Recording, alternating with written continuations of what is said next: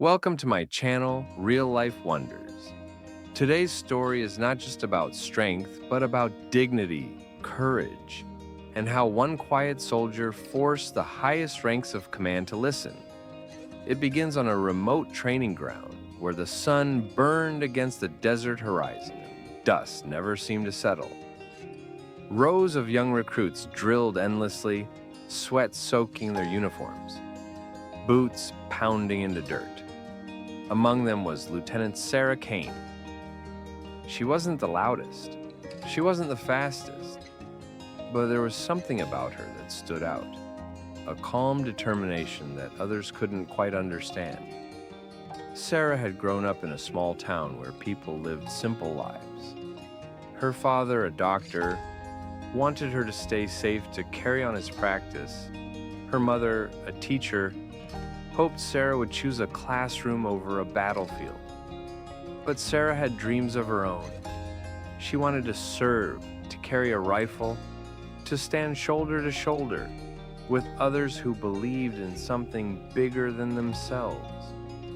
Her decision wasn't easy. She faced criticism, doubt, and the heavy silence of those who thought she wouldn't last.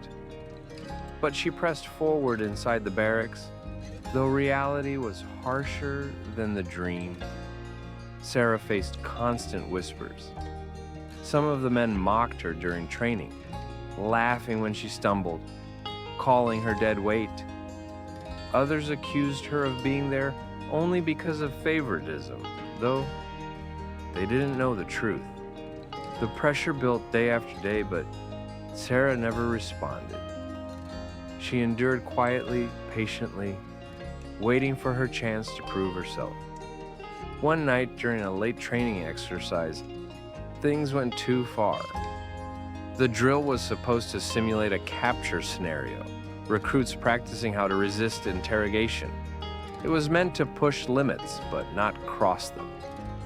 Yet for Sarah, it turned into a nightmare. A group of men cornered her. They taunted, shoved, and when she refused to break, one of them snapped. His boot struck her head with brutal force. Sarah collapsed, the world spinning around her. Blood trickled from her forehead, the taste of iron sharp in her mouth. Her ears rang, her vision blurred. For a moment, she thought she might never rise again. But deep inside, something stronger than pain pushed her up. She steadied herself on shaking legs, wiped the blood from her face, and walked away without a word. The barracks fell silent, but no one followed her. Sarah walked straight to the command tent. Those who saw her pass were stunned by the sight of her swollen face, her uniform stained. She disappeared inside, and moments later, the base erupted into chaos. Headlights cut through the night as a convoy of 3 black SUVs roared into the compound. Doors slammed and outstepped 3 generals. Their presence was enough to stop every soldier in his tracks. Generals didn't just appear in the middle of the night, not without reason. Whispers spread like wildfire. What's happening? Why are they here? Who called them? The answer soon became clear. Sarah wasn't just another recruit. For years, she had kept quiet about her connection to the highest ranks. One of those generals had promised her late parents, his closest friends, that he would watch over her if she ever chose the uniform. And when Sarah entered his tent, bleeding but unbroken, she didn't ask for revenge. She asked for accountability. The generals stormed into the barracks. Soldiers snapped to attention, fear written across their faces.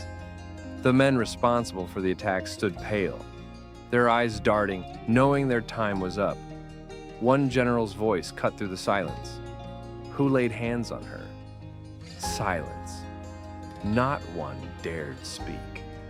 But Sarah, standing behind them, refused to single out names.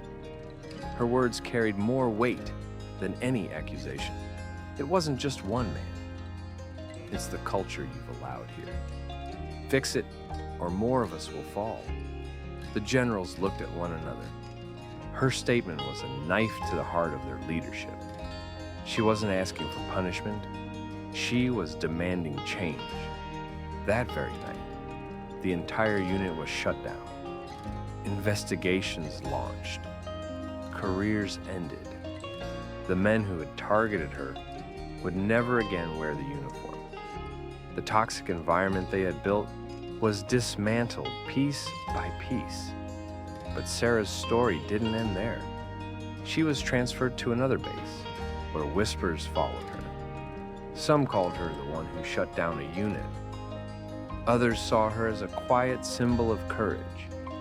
She trained harder than ever, carrying herself with even more strength, not to prove herself to others, but to honor the sacrifice of those who had come before her.